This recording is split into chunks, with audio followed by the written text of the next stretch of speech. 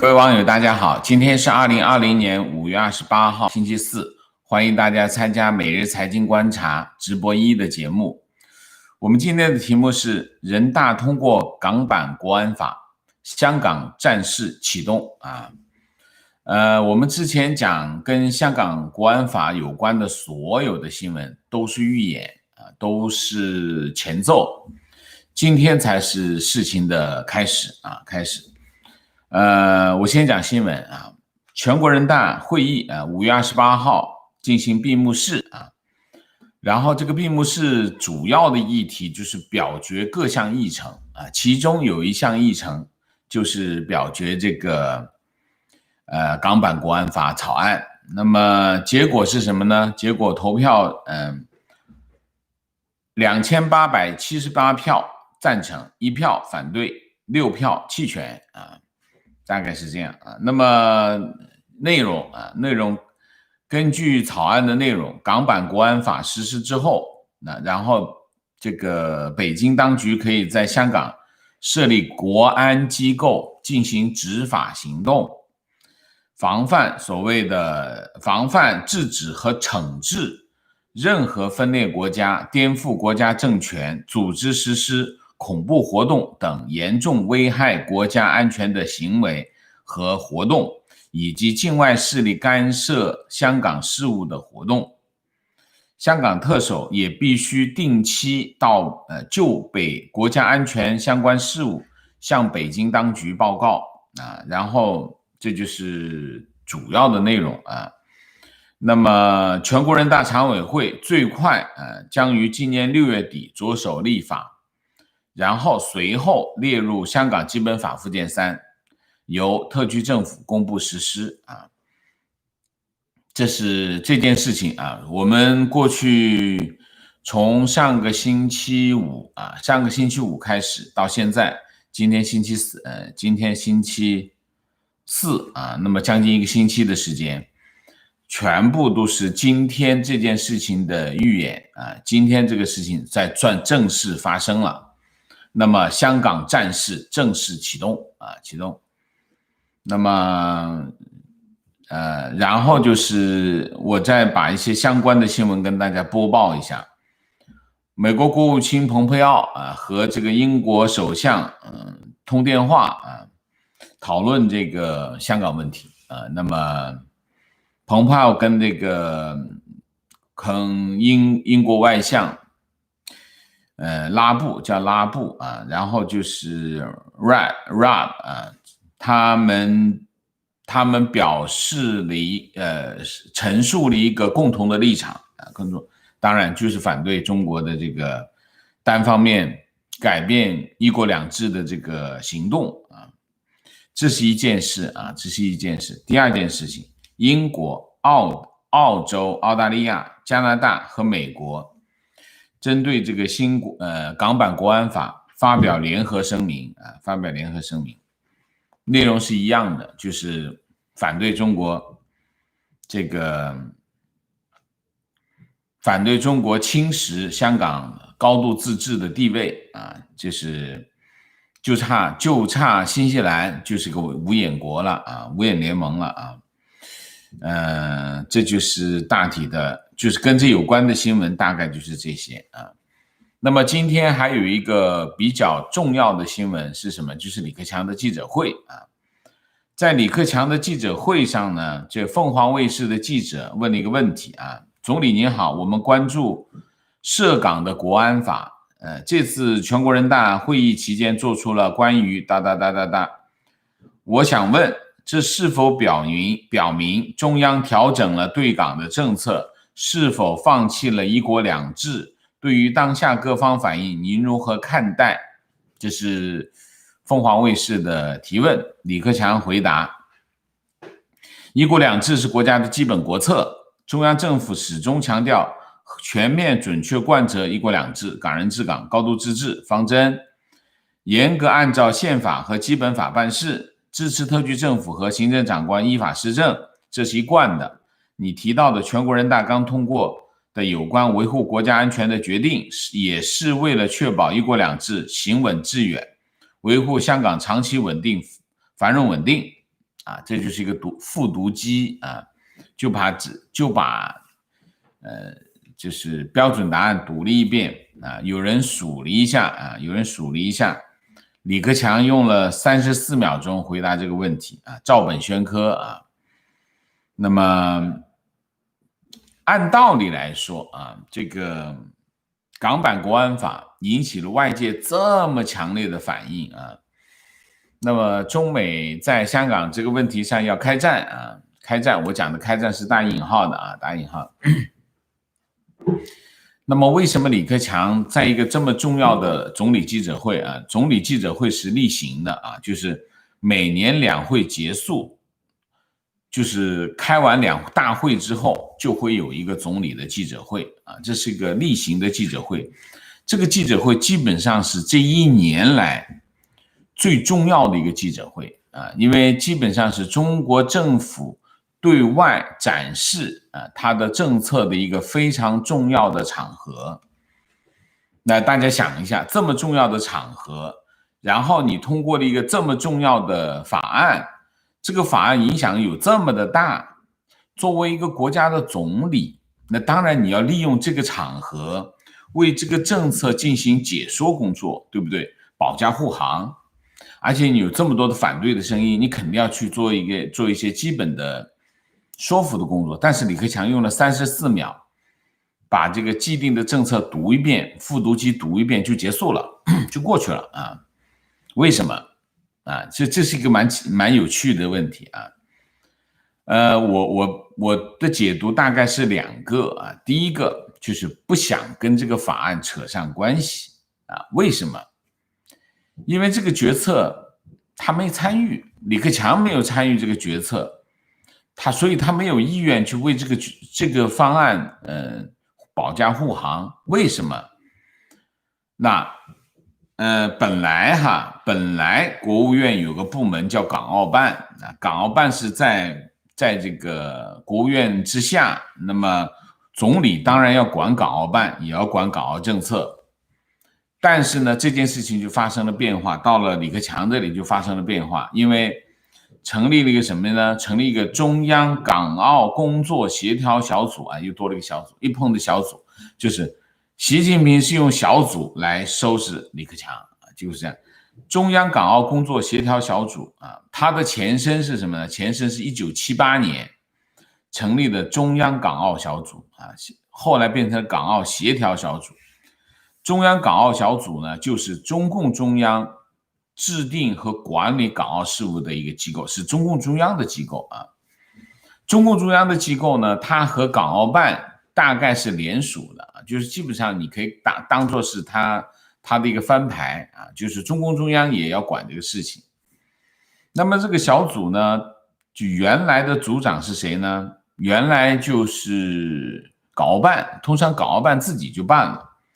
到了2003年发生一件事情，发生什么事情呢？就是七一大游行，就是因为什么呢？就是因为要通过港版国安法，没通过。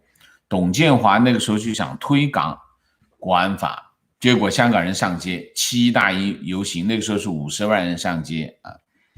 然后呢，就改组港澳小组，成立了港澳协调小组。成立了由18个部门成立的一个这个小组，这个小组就非常的大啊。那么这个小组呢，就当然它是在中共中央下面的港澳协调小组。那个时候呢，是谁在管这个事情呢？是曾庆红啊。曾庆红当时是政治局常委啊，曾庆红在管这个事情，他就当小组。然后到2007年。习近平就已经开始部署接班了，习近平就当港澳小组的组长。习近平当了5年，谁来接他？张德江。习近平去2012年，习近平当了总书记，他就不当这个组长了，交给谁呢？交给了张德江啊。张德江接这个小组的组长，就等于张德江负责港澳政策啊。到了2012年，到了2018年，这个张德江就退了，谁接呢？韩正接。韩正一接这个事情呢，然后这个小组呢，就基本上就跟李克强就没什么关系了。所以李克强呢，实际上在制定这港澳政策的问题上，他插不了嘴，他等于是被排斥在港澳政策以外啊。那你去问他港澳政策，他愿意说吗？他不愿意说啊，说不愿意说。所以你看，中国一个这么大的国家啊，有各个政府部门啊，然后就为了一个人的权利，把这个国家的机构搞得这个乱七八糟啊。一个总理管不了一个港澳政策，这有点欺负他啊，有点欺负他，这不大像话啊。这就是一个问题啊，这是第一个问题，就是李克强跟这个政策没什么关系啊，他又插不上手，心里又不大痛快，我为什么要帮你说话？这是第一个。第二个，知道这里面有雷，不想碰啊，大概是这样。港澳问题已经变成什么？变成了中美交战的战场，那这里面有巨大的风险。巨大的风险和问题，动辄得咎啊，所以影响很大，所以不想碰啊。我觉得大概是说的少说一点，说简单一点，复读机最没危险，大概就是这样。然后我今天我就把这个李克强的记者会上面提的问题，整理了一下，我看了一下，有人在批评说这一届记者会的记者的问题提得很烂啊。我大体上看了一下，所有的问题都提得很温和是真的啊，但是该提的问题基本上都提到了，所以还好吧啊，还好吧。然后就是话说的都比较温和，没那么尖锐啊。当然，这个记者会肯定在记者会之前，这个国务院新闻办要做很多工作的啊，跟这些记者要勾兑半天的，然后顺序啊要调好的。这大概这个中国开记者会，中国这一类型的记者，什么总理记者会、外交部长的记者会，80%是演戏，80%是演戏。你有本事开一个川普那样的记者会试试。中国才是真的有透明度。中国的我就讲过，全世界对中国的看法60%是假象，这个记者会呈现出来的形态是这60%的假象之一啊。就是中国其实是全世界对中国的认知有60%是假的，只有40%，大概40%的是真实的啊，就是能够，所以中国不真实。中国不真实的原因，其中有一个核心的原因就是他诚心要骗你，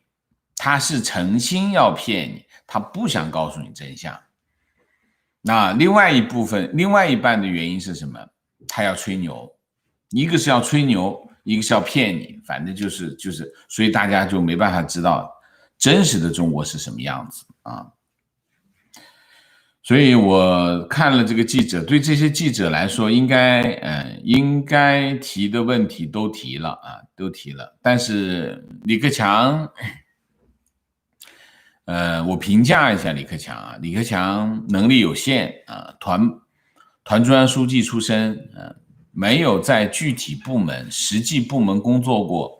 既没有政府工作的经验，也没有地方，虽然他放了2年几年在地方政府啊，但是他那个不一样啊，那都是在这里过水啊，那不是，所以他没有实际工作经验，所以他不了解啊，他没有办法跟那些从县委书记做到副总理这样的人比啊，他跟那人根本没有办法比啊。他没有做过实际工作，团派干部呢，基本上都是跟他差不多这样的，就是他是团派干部中表现比较好的啊。那么像什么胡春华那都不行，这能力都不行啊。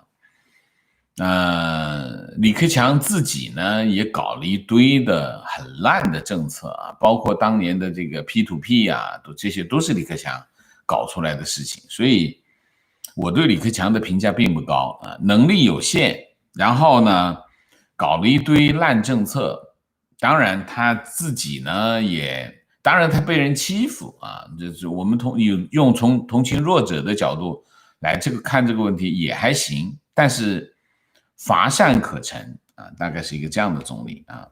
基本上我们见到他差不多，他呢就比温家宝不如温家宝能演，温家宝能演啊，就秘书出身啊，非常能演戏啊。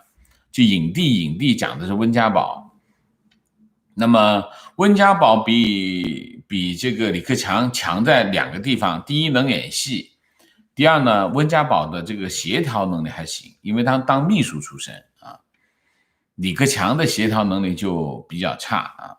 但是李克强比温家宝有一个优势的地方是什么呢？就是还是有人拱他，还是有人拱他。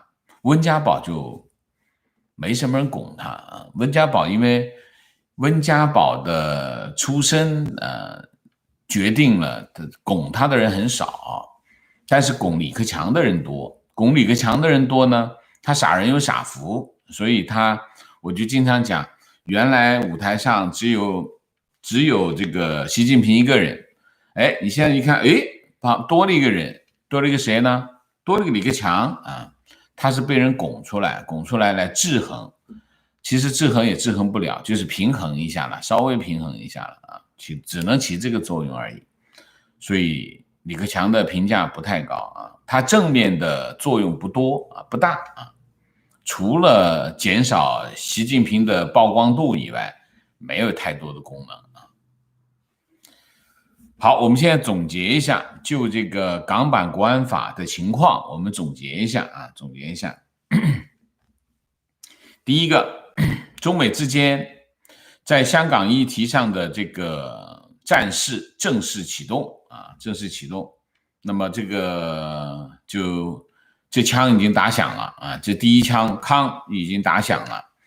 那个蓬佩奥的那份报告呢，其实不是开枪啊，是拉枪栓，咔咔咔拉枪栓顶，把子弹顶上膛啊，这些准备之前都是准备工作。今天这枪啪打响了啊，这个全国人大打响了第一枪，这是第一个。第二个，双方已经开始全面的调集资源，投入战斗啊，投入战斗。我为什么今天其实我们从现在往前讲的大部分的内容都已经知道，但是我们还要讲，原因是今天正式发生了。正式发生了，跟我们以前预判是不一样的，所以还是要讲啊。就是第一个啊，就是双方开始投入资源、投入战斗啊，调动资源、投入战斗，而且从目前来看，双方投入战斗的资源已经没有范围的限制了啊。你就像我们之前讲中美贸易战，川普和习近平双方有一个基本默契。就是只在贸易领域打仗，只在这条打一个局部战斗啊，是打一场战斗啊，在这个房间打，不能打到别的房间去啊。这双方有一个默契，就我们只在这个房间打，打到有结果为止。但是这次不同，这次双方已经没有约定了，就是从这个房间会打到那个房间，会一直打下去。啊，这是一个啊，这是第二个啊，第三个，这个就要讲我们之前的一个预判。我们之前的一个预判是什么？疫情，华为5G 啊，由华为 5G 开始，通过华为 5G 到疫情啊，你可以看到西方阵营的分裂，就是说，川普上台以后，美国优先一喊出来。他的盟友都傻了，为什么？你讲美国优先，那我们算什么？对吗？所以川普美国优先的口号，实际上是给已经出现裂痕的西方联盟，踹上一脚啊，大概是一个这样的情况。所以你可以在华为，美国一直在喊华为5G 很危险啊，华为不能让华为搞5G 啊，但是西方国家响应并不积极啊，响应不积极。然后到了疫情的情况，那就更明显，就是美国虽然喊得很厉害，但是响应它的西方国家并不多啊。但是在香港的这个议题下，你可以看到啊，我刚才讲了，这个五眼联盟除了这个新西兰以外，五眼联盟已经发共同声明啊，等等啊。你看哈，在香港议题上，西方国家开始聚集啊，开始聚集。美国也就真正的开始投入资源，投入资源来打这一仗了。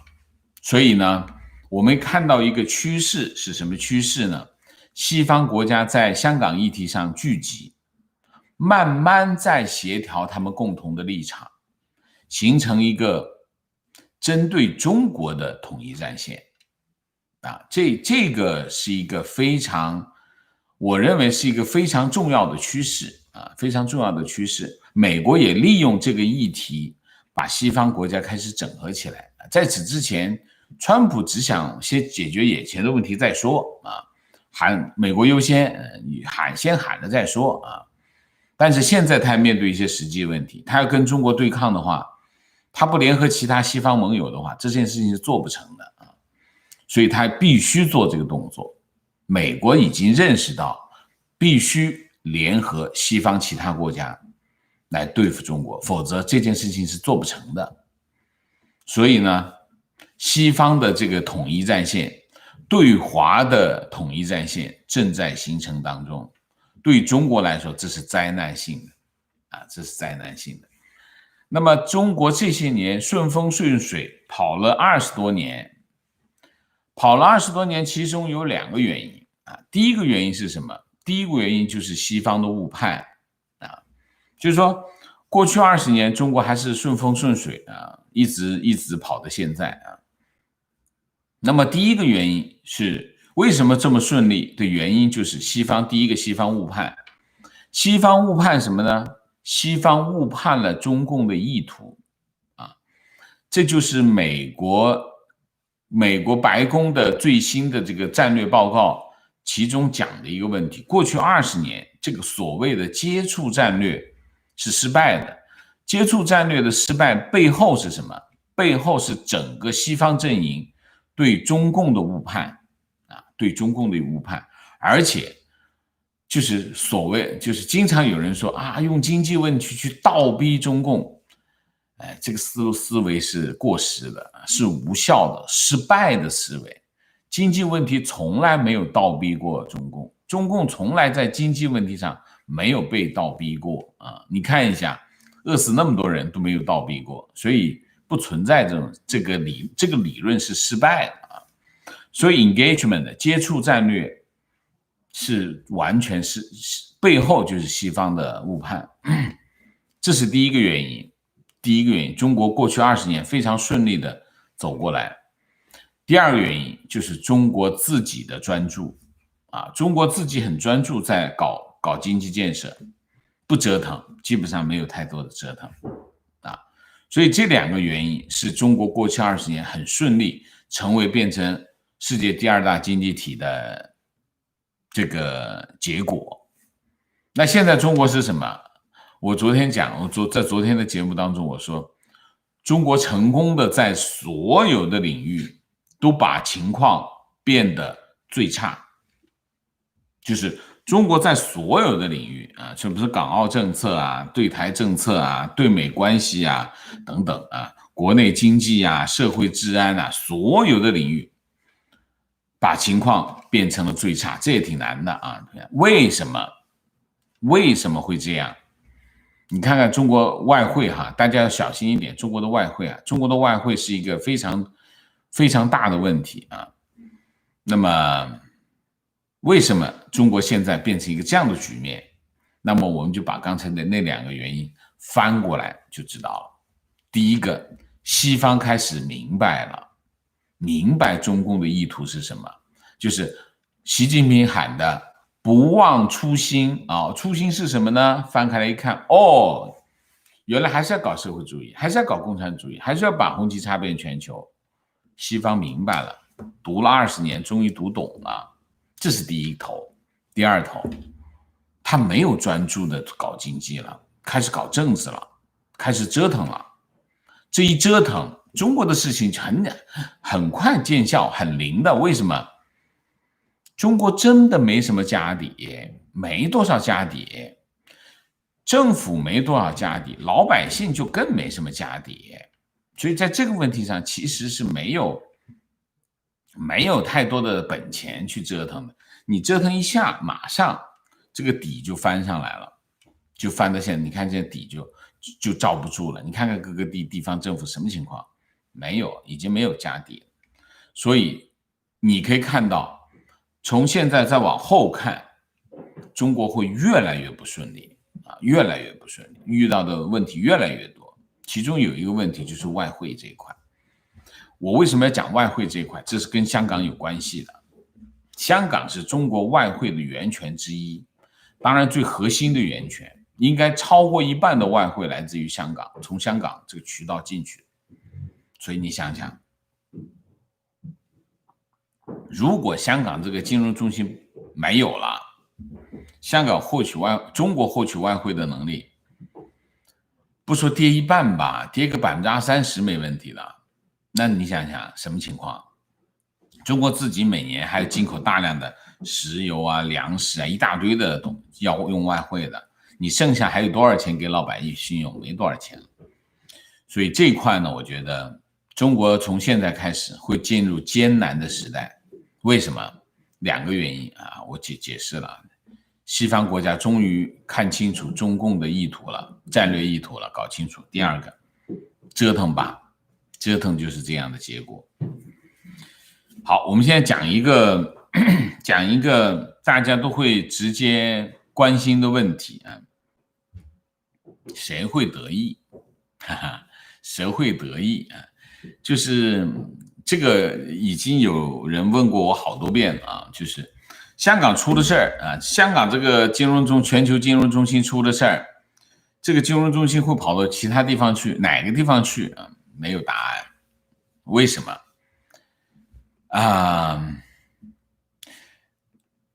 我们可以讲，香港受损，肯定有些地方会得益，这个可以讲。但是谁会替代香港，这是个进程啊，这没有结果。但是我们可以分析啊，分析什么呢？谁具有优势啊？在整个区域内，我们数一下，我们排除什么呢？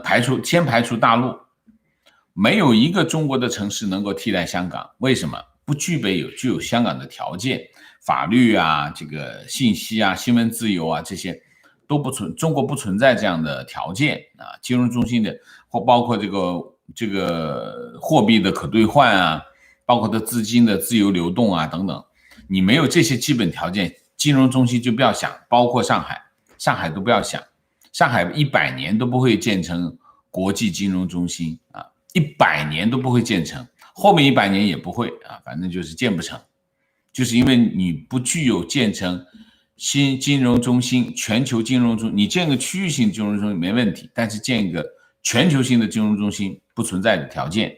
好，那我们讲符合条件的区内有哪些城市？我们大概的看一下，排第一的当然是新加坡啊，排第一排第二的大概是东京啊，排第三，现在有人提出来台北。但其实上海已经被排除掉了，台北不大可能，台北是不大可能。为什么？2个原因。第一个原因，台湾这个地方是具有政治风险，这种级别的两岸关系不稳定啊，政治风险非常大。像这种地方呢，不会有资金会往那里跑，所以排除掉。所以有2个地方一定会排除，第一个就是上海，第二个就是台北啊。台北是不可能啊，天天都有战争的可能性的地方，怎么会有资金去呢？所以这是第2个排的。那实际上就剩下区内只剩下2个城市，一个是东京，一个是新加坡。从模样上来看啊，新加坡的条件比东京好。啊，从模样上来看，新加坡也一直在和香港竞争啊，但是有一点，新加坡的最大的困难是什么？就是它的经济腹地太小啊，就是东南亚，新加坡其实背后的经济腹地就是整个东南亚啊，它是辐射整个东南亚的。整个东南亚的这个经济腹地太小，东南亚的经济不发达啊，这是一个大问题。作为一个金融中心，它必须是什么呢？它必须是覆盖一个非常强大的经济体啊。你比如说香港，香港为什么会是一个金融中心？因为它整个的覆盖中国大陆，覆盖日本，覆盖台湾，覆盖韩国等等，整个的东亚地区它全覆盖。所以它为什么能够成为一个经济的金融中心的原因就在这里。新加坡的区位它只能覆盖东南亚地区，而它所在的这个区位东南亚地区经济不够发达，所以相比较而言，东京它因为在这个区位它能够覆盖台湾、新加坡、台湾、韩国，这个它本身是一个非常庞大的经济体，所以它的经济的纵深经济的腹地是新加坡没办法比的。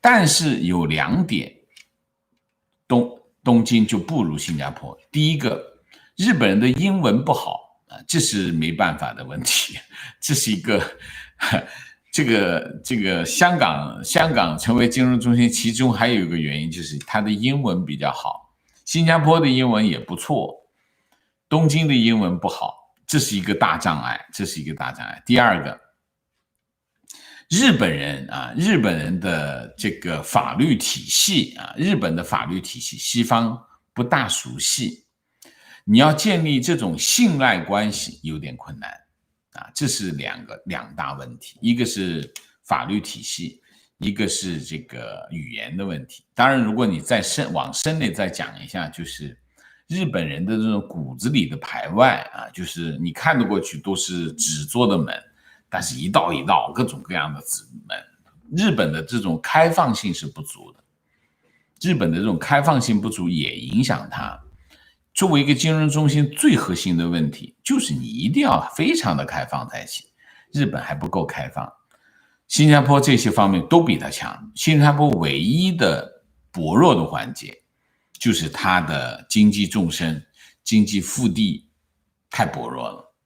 所以呢，我们要看谁会假如香港金融中心陨灭，谁会替代它？我觉得我们可以把我们现在正式能跑的马只有2匹，一匹就是东京，一匹就是新加坡。那就要看什么？看整个的东南亚地区，我们讲产业链转移到东南亚地区未来10年它的增长的情况怎么样？如果它迅速的完成工业化，迅速的接替从中国转移出来的产业链它自己完成工业化，成为替代中国这个世界工厂地位的一个这样的区域的话，新加坡就有机会了但是如果做不到这一点，东京的机会比新加坡大大体上是这样，好吧？我估计大家会问这样的问题，所以我先把这个问题先说了吧，好不好？那我们今天的主题就讲到这里那我们下面就进入互动。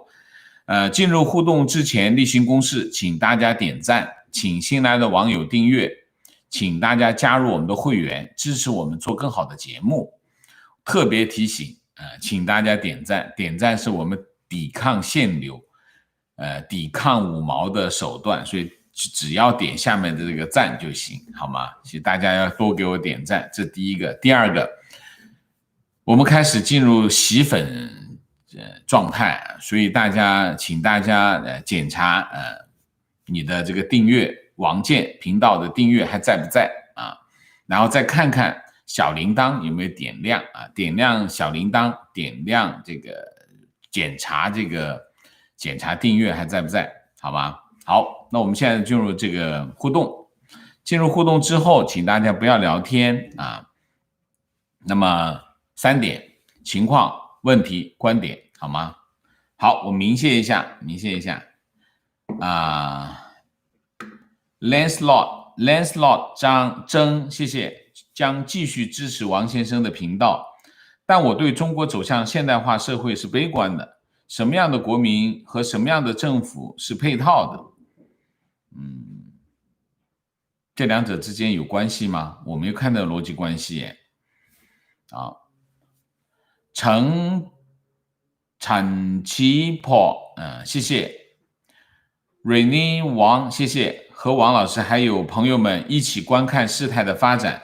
我相信光明必能战胜黑暗，虽然这个过程充满了伤痛，但我内心充满希望，荣光必归香港。谢谢。古凡，谢谢。TT， 谢谢。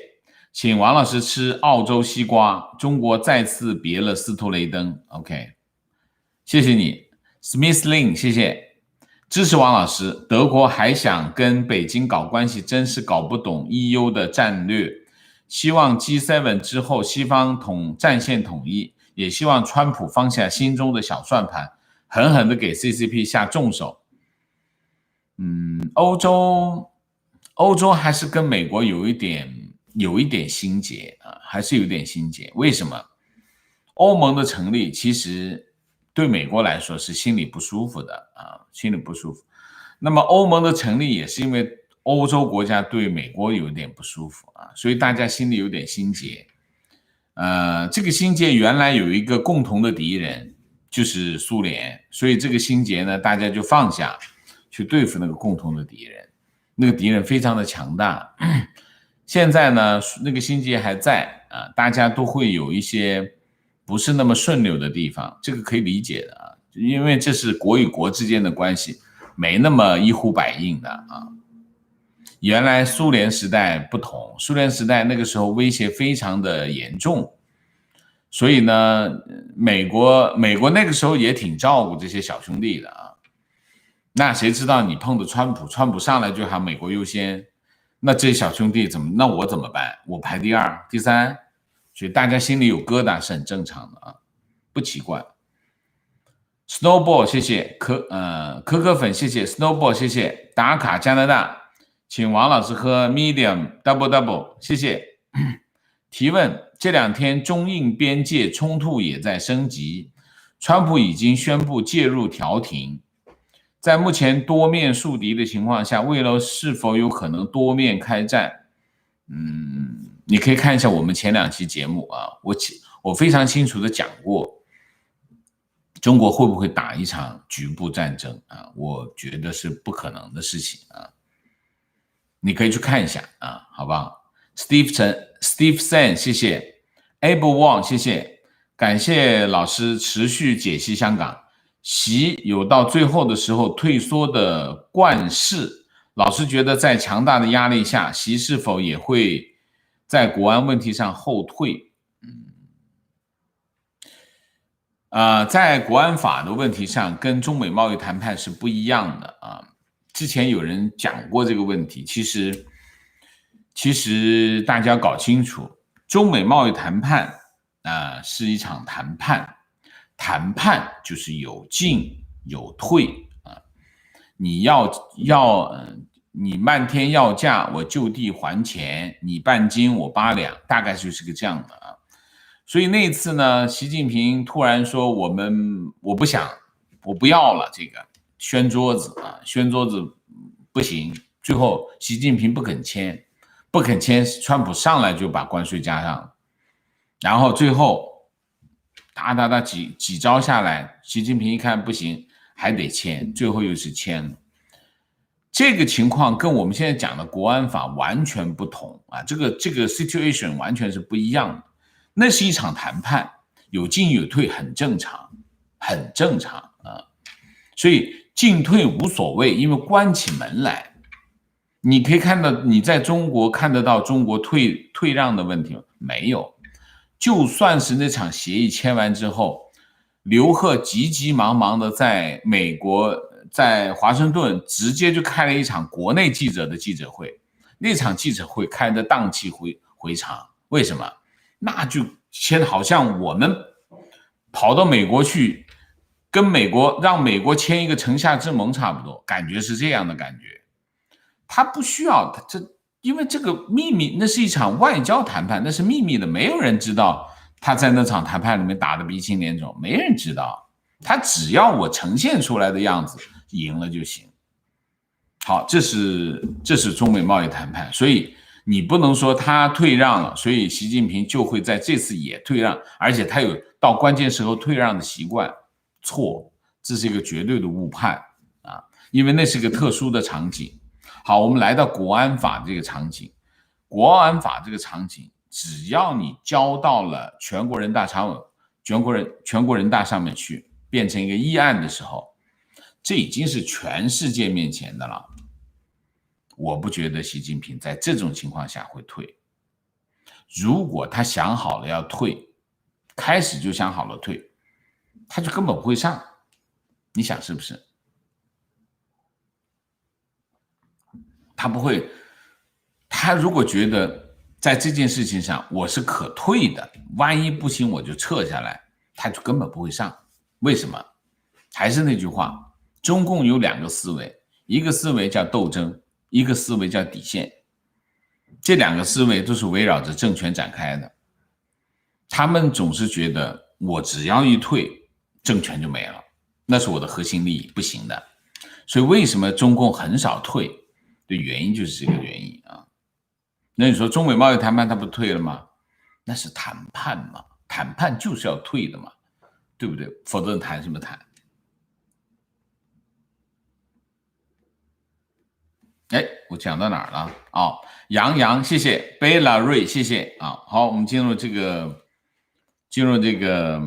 互动啊。情况，今天通过了民法典，它的出台也同时意味着现行的民法通则、物权法、合同法、担保法、婚姻法、收养法、继承法、侵权责任法全部消亡。民法典由民法总则与各分编合体而来，包括总则篇、物权篇，总共1260个条文，覆盖每一个公民的生老病死的全部生活。那是这样，民法典其实是个非常重要的法律啊。那么这个法律修订其实有个年头了啊，但是呢，这里面有两个问题。第一个问题就是中国的老百姓违法成本其实是非常高的。现在你看，现在中国的法律对老百姓的管制已经到了无微不至的地步啊，包括没有法律的地方，它都管得很严啊。你比如说像这个人民银行的这个信用评级的这套系统，非常有杀伤力的啊。这个民法典也是一样啊，其实所有的法律都对付老百姓，老百姓不能违法。很多人讲中国哪有法律？中国是有法律的，记住，大家一定要记住这一点。在中国你千万别违法，为什么？因为你没有权，权比法大。你握着权的人呢，你可以违法没问题，但是你是个没有权的小老百姓呢，你就千万别违法，因为所有的法律都是治你的，就是一个这个道理。中国的目前的情况就是上面是个权，下面是个法，上面有握着权力的人就在上面，他们超越法律，下面就是一个非常大的法网，法网下面就是普通的老百姓。中国的情况就是一个这样的情况。所以中国有没有法律？中国是有法律的，哈哈，但是呢，比法律大的是权力啊，所以说中国无法无天不对的，对你来说中国是有法律的，你记住这个啊。观点：离开了祖国，你真的什么都不是吗？离开了祖国的香港，由一个小渔村变成了世界上经济最自由的东方明珠。然而，从没有离开祖国，几千年来一直在专制怪圈中徘徊的中国，却在向全世界展示什么是人间地狱。我不明白，个人财产、个人价值、个人生命都得不到保障的中国人，你的民族自豪感到底从哪里来？中国人有一个5%的概念啊，就是中共洗脑。就是那5%的人才会得到惩罚，我这95%没事。就中国人的大部分的概念都是这个概念，就是没有个体的概念，就是5%的概念。所以他们上来就讲，我们这个法律是对付极少数人的，就是那5%的概念。就中共一直在洗这个脑，就这个道理。其实中国人的侥幸心态就是来自于这5%的概念，就是只有5%是被收拾的，我们95%没事。他没想到他有一天会成为5%的其中的一部分，就是说中共给中国人制造的一个最大的骗局是什么？就是可能你不是那5%，只要你不做那5%，你就没事。但其实不是这样，其实是任何人都可能成为那5%，就是那极少数人。谁决定的？肯定不是你决定的，是谁决定的？他决定的，握着权力的人决定的。所以你问这个民族自豪感是从哪里来的？民族自豪感就从5%来的。提问：美国取消香港特殊关税地位，从一方面说这个制裁连通香港地区也制裁进去了，对香港人也是一种不利。美国的做法是否会引起老港人移民？这样做是否正好符合乱港人员离港、内地人员填补的政府想法？美国人如何去保护抗争的香港人？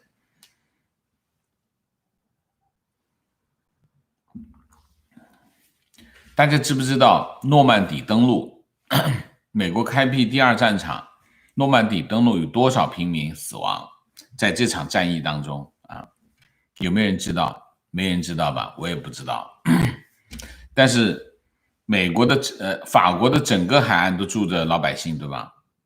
一场战役，美国盟军在诺曼底登陆，然后向整个的德国进攻，解放整个欧洲，会死多少老百姓？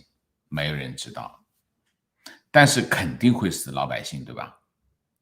如果会死老百姓，就不发动这场登陆战了吗？不可能嘛，是不是？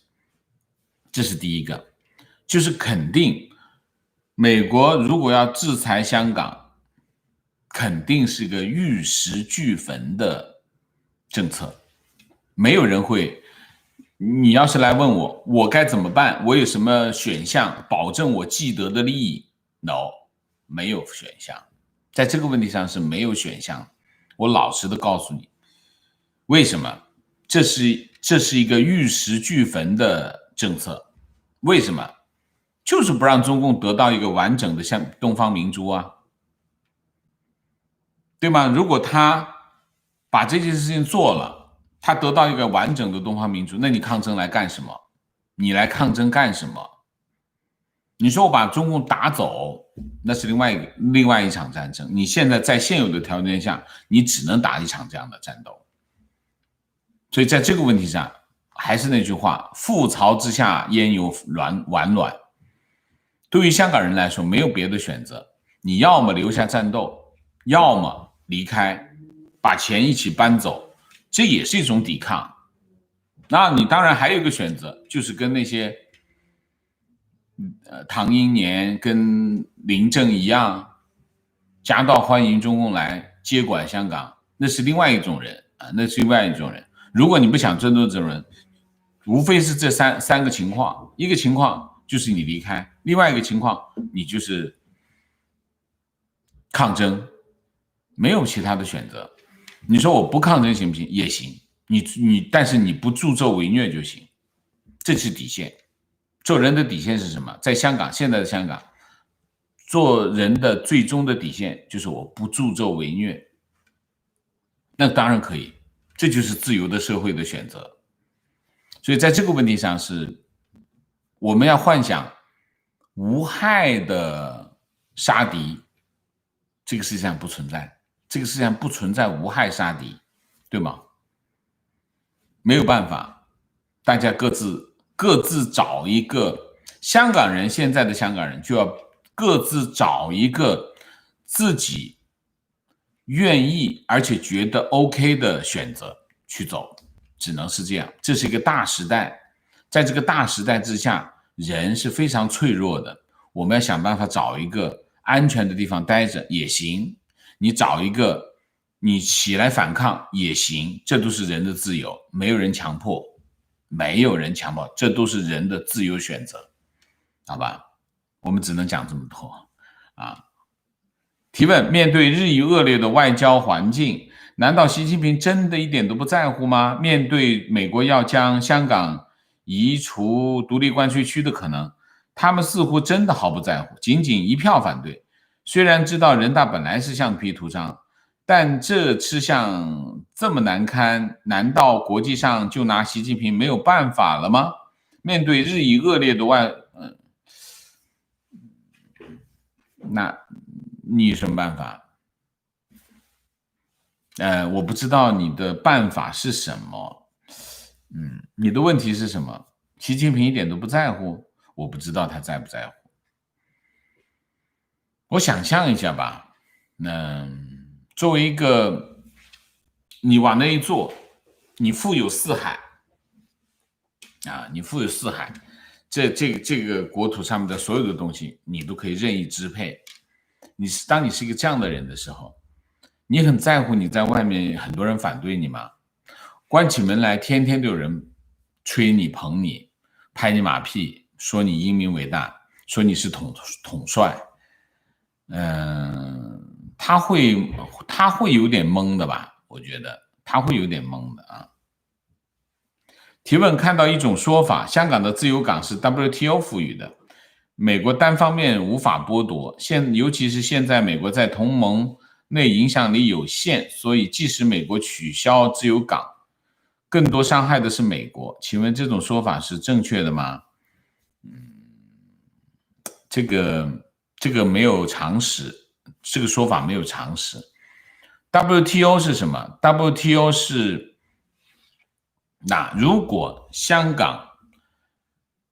香港没有独立关税区的地位的话，它连在 WTO 的位置都没有。为什么？ WTO 是独立关税区的组织，它不是国家，不是以国家为单位的，是以独立关税区为单位的。如果美国不承认香港是有独立关税区的地位，它在 WTO 的地位都不存在。这是因果关系是反过来的啊，所以对于美国来说，香港有多重要？香港当然重要啊。香港的价值，核心的价值不是对美国的，其实是对华尔街的。为什么？因为这是个金融中心，华尔街也是个金融中心，他们之间是有联系的，他们是有利益往来的啊。核心的利益往来是华尔街，而不是美国啊。当然，华尔街也是美国的一部分，所以美国会不会受损？美国当然会受损。我还是那句话，难道平民伤亡就不发动诺曼底登陆了吗？不解放欧洲了吗？如果我们这种逻辑能成立的话，我们啥都不用干了嘛，是不是？你就让黑暗覆盖整个世界就好了，是吗？观点：这几天看到有些人对香港抗争的结果很绝望，甚至说香港年轻人不要再抗争了等等。我想说，如果去年没有香港年轻人的抗争，没有勇武派的上街，就不会有后来200万人上街，就不会有后来的建制派在香港选举中的大败，就不会有香港人中共去年的退却，也更不会有台湾大选蔡英文817万票的历史性胜利。同样，如果现在没有香港人继续在街头抗议国安法，美国、欧洲和全世界就更没有声援和支持的道德、法理和普世价值的基础。棒死了！我太爱这段话了，非常正确，非常正确。就是那些劝香港人没有用。我今天有点晚啊，我今天我这个直播我准备的有点晚，是因为我之前在网上跟人吵了一架，在推特上跟人吵了一架，我就很看不得这种话，讲这种话，就哎呀没有用的，抗什么争？中共最后派部队一出来，机关枪一扫，街上就没人啦，就讲这种话，我就非常恨这种人。这个时候来讲呢，我就上来我就骂他，然后就吵了一架啊，吵了一架，耽误点时间。但是真的要不得，你想一下，香港人现在冒着生命危险在街头抗争，我们应该干什么？你没有办法去参与他，你没有办法去去给他实质的支持，你至少摇旗呐喊可以吧？对不对？你至少可以无条件的支持他。还有，我还很讨厌什么，就是那些就是被中共已经打服了的那些人啊，就是哎呀，我就以他的亲身经历来给大家告诉大家，先见之明的告诉大家，他认为的结果是什么？就是我非常痛恨这种情况，所以我看到这种情况我就想骂。所以刚才这位网友的这段话，我看得我非常的，我鸡皮疙瘩都出来了，我真的是很高兴，这就是我们应该有的态度。我们应该无条件的支持香港人，而且不要在旁边指手画脚，你不如他，你做这件事情做的没他好哦。香港人在这件事情抗争这件事情上堪称典范，没有人做的比他好，包括我本人，我觉得我没他们做的好。所以我们不要插嘴，不要指手画脚，无条件的支持就好，比什么都好，就这句话啊。观点王老师好，刚才在推上看到你在骂那个小强，我觉得你骂的很对，他的这种言论好似站在正确的一方，其实非常危险，甚至比敌人的言论还危险。就好像我们正在冲锋陷阵，他站出来说你们不要打了，美国不会出手的，中共真的要动手你们就完了，我是站在你们这边的，我这么说是为你们好。这种言论对军心对士气是极大的打击，相信这种言论任何事情都做不成。就是那个小强，我就在网上跟骂了一顿。所以我们应该怎么做啊？我们应该怎么做？就有两种言论，我们一定要上来就拍死的。第一就是这种小强言论啊，这种小强言论是要拍死的。另外还有一种就是五毛言论，五毛言论就是说啊，你在这旁边叫别人上街，你怎么不上街啊？废话，我能上街我不上街吗？所以他就是堵住所有支持香港人抗争的人的嘴，就这两种言论，坚决拍死啊，就这样啊。观点：谋事在人，成事在天。夏小强之流却说香港的未来一定是灭顶之灾。长时间的未来本身不可预测，但是普世价值是存在的。为了民主，反对集权，每一个香港人的努力都是有价值的。今天的香港，我们不要轻易说某一种厄运我们是无法摆脱的，也不要轻易说某种光明是一定会来临的。民主自由的价值，我们努力就可能实现。如果我们不努力，我们就不要怪厄运的降临。未来的不确定性其实是每一个香港人为之奋斗的价值所在。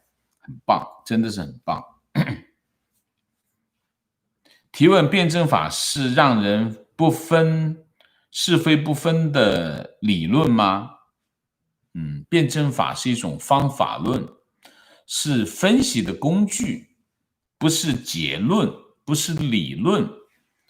辩证法是一种方法论，就是我们去分析问题的方法。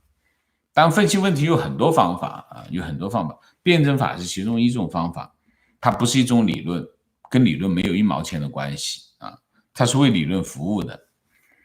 观点：昨天和上大一的儿子讨论中国问题，他问怎么理解 CCP 四处点火的做法。他说习不需要向老百姓证明他的强悍，但需要向他的同事证明点火以示其强悍，但是他又没有能力灭火，所以只能用不断的点火来显示他的强悍。当然最后可能把他自己点着了，我基本同意他的看法。我不同意。习近平没有同事，他只有子民。在中国皇帝只有一个，他不需要向任何人解释啊，他不需要向任何，他习近平现在的权力比一个皇帝还要大，所以他基本上他不要向他的同事解释显示他的强悍，也不需要。我认为他点火就是任性，就是两个原因。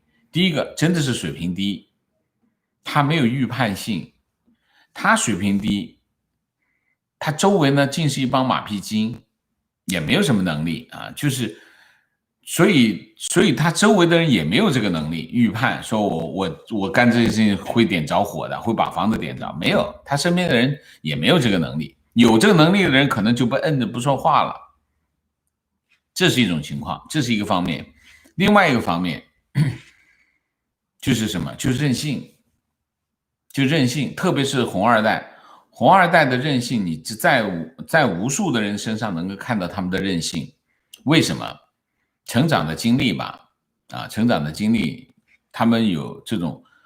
第三就是他的权利，他的权利让他有任性的条件，就这三个原因。第一个就是水平低，不读书，没读书，也不会去读书，水平低。第二个就是能力差，水平低。第二个就是任性。第三个就是权力。这三件事情同时发生在一个人身上，他就净干一些大家觉得愚蠢的事情，就是这样。所以我认为是这样啊。他点火，他不是故意点火的，他是一不小心玩火玩着，把这个房子给点着。他玩火玩习惯了，把房子点着了。提问是什么原因促使中共自己剪断自己的输血大动脉？他们在赌博什么吗？我解释了吧，我就不再说了哈。观点最讨厌一个洗脑说法，就是即使中国人出国了，变成外国国籍，要是在国内出现内乱，就会在外面被人看不起，所以维持中国稳定就应该是所有中国人的希望。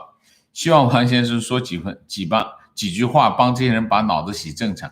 我能几句话把别人脑子洗正常，洗不正常的啊。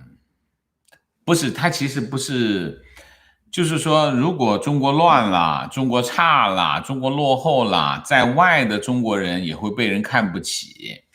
那是什么想法哈？这种想法是村里的想法，就是农村里的想法。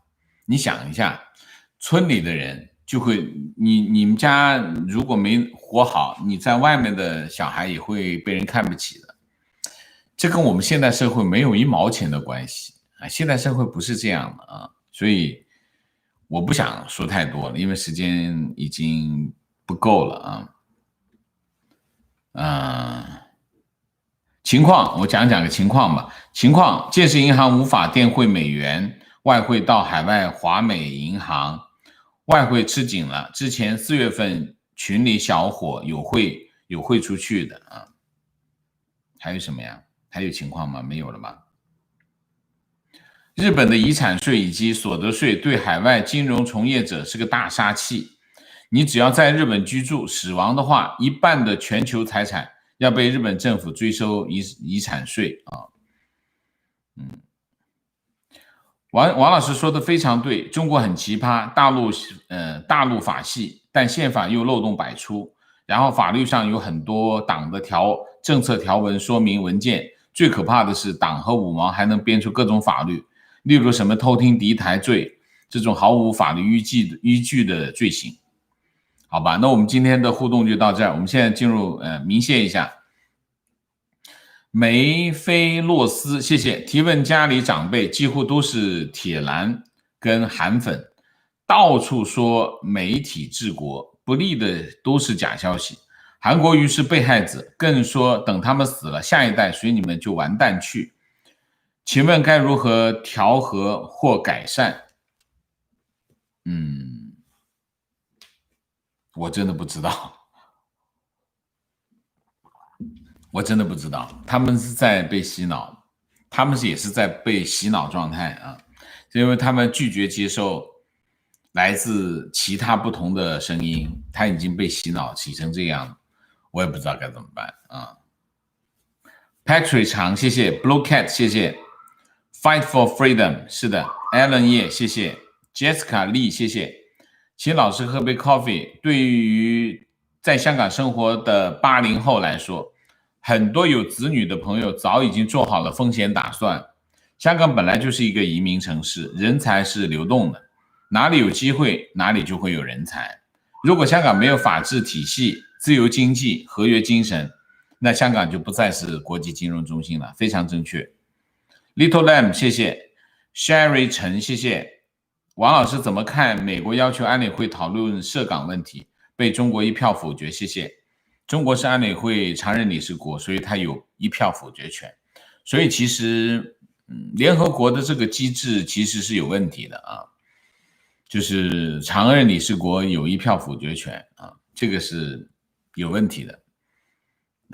Joanna 刘谢谢，谢谢王老师，您辛苦了，支持你。张小鱼谢谢王老师，分析到位，逻辑清晰，学贯中西，每次都受益良多，感谢王老师。谢谢你的肯定，没有学贯中西了啊，先学现卖，不好意思。Bird 4490谢谢，录播看了很久，跟您学了很多，直播第一次赶上，没那么多钱，略表心意，王老师加油，感谢你，多少都是心意，谢谢。程序谢谢，日本的遗产税以及全球征税的税收制度可以说全球数一数二，看完日本的税法，几乎不会有富人会去日本居住。 OK， Vocarious D 谢谢，愿荣光归香港。李鹏谢谢，越是黑暗的时候越要挺身而出，支持香港，支持王老师，谢谢。Heartland 谢谢，支持王老师，为香港祈祷。Claudia 陈谢谢。好，我们今天的节目就到这里，感谢大家。下个节目再见。再见之前，请大家点赞，请新来的网友订阅，请大家加入我的会员，支持我们做更好的节目，做更好的自己。谢谢大家。那我们下个节目再见。再见之前点赞哦，分享我们的视频哦，检查一下你们的订阅还在不在，谢谢。